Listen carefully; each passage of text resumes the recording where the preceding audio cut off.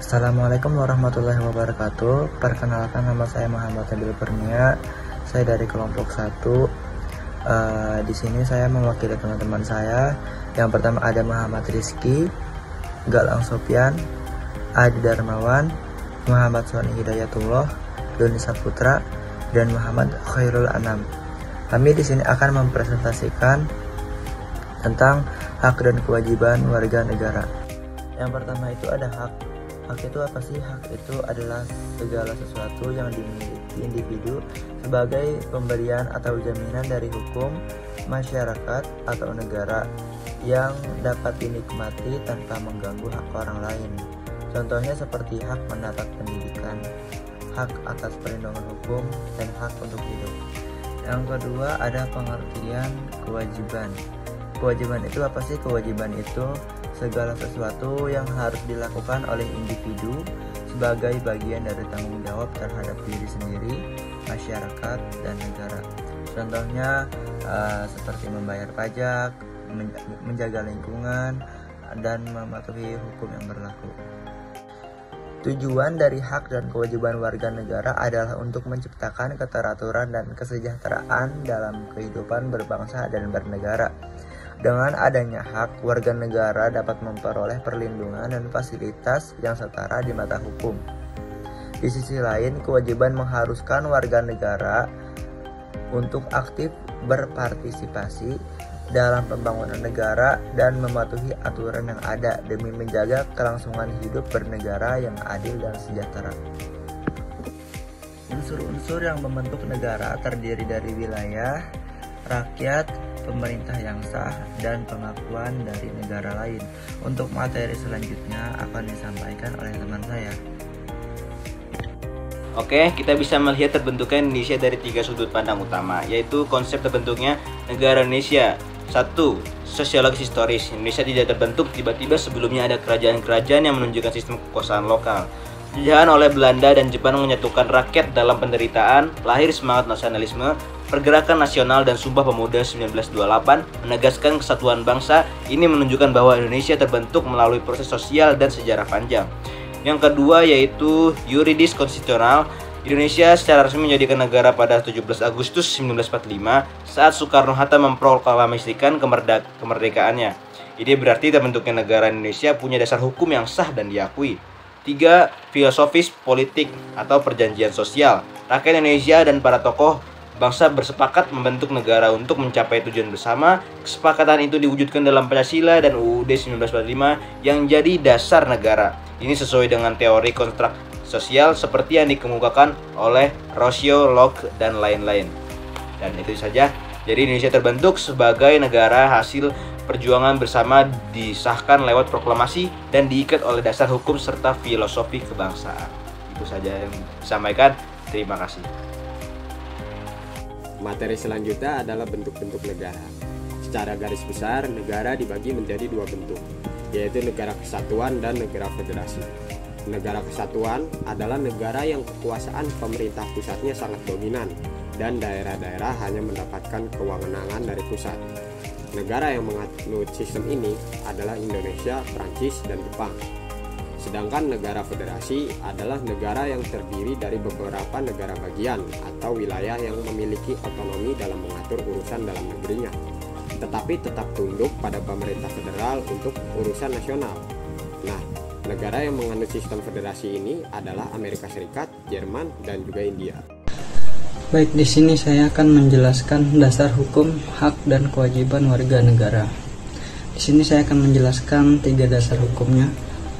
Yang pertama yaitu Undang-Undang Dasar Negara Republik Indonesia tahun 1945 yang terdapat di dalam pasal 27, 28A sampai 28J, pasal 30, pasal 31, dan pasal 34. Kemudian yang kedua pada TAP MPR. Yang pertama TAP MPR nomor 27 tahun 98 tentang hak asasi manusia yang menjadi salah satu landasan untuk menjamin hak-hak dasar warga negaranya.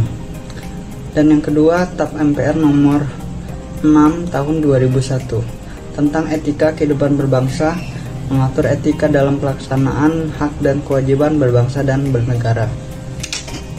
Kemudian yang terakhir di dalam undang-undang, yaitu di dalam Undang-Undang Nomor 39 Tahun 99 tentang Hak Asasi Manusia, dan selanjutnya Undang-Undang Nomor 3 Tahun 2002 tentang Pertahanan Negara, yang ketiga Undang-Undang Nomor 12 Tahun 2006 tentang Kewarganegaraan Republik Indonesia, dan yang terakhir Undang-Undang Nomor 20 Tahun 2003 tentang Sistem Pendidikan Nasional. Oke guys, masuk ke hubungan antara warga negara dan negara. Ya, hubungan antara warga negara dan negara itu bersifat saling bergantung dan saling mengikat. Secara umum, hubungan ini bisa dijelaskan lewat dua sisi. Ya. Yang pertama, hak dan kewajiban warga negara. Ya. Yang pertama ada hak. Ya, warga negara itu berhak atas perlindungan, kesejahteraan, keadilan, pendidikan, kebebasan berpendapat, dan hak-hak lainnya yang dijamin oleh negara. Kemudian kewajiban warga negara yaitu wajib menaati hukum, membayar pajak, membela negara, menghormati hak orang lain, dan berpartisipasi aktif dalam kehidupan berbangsa dan bernegara. Itu sisi yang pertama. Kemudian sisi yang kedua itu kewajiban dan tanggung jawab negara terhadap warga negaranya. Yang pertama, kewajiban. Negara wajib melindungi seluruh warga negaranya, menyediakan fasilitas publik, menegakkan hukum dan keadilan, serta menjamin kebebasan dan kesejahteraan rakyatnya. Kemudian ada tanggung jawab negara. Negara harus memastikan bahwa semua warga negara diperlakukan sama, tidak didiskriminasi, serta memenuhi hak-hak dasar mereka.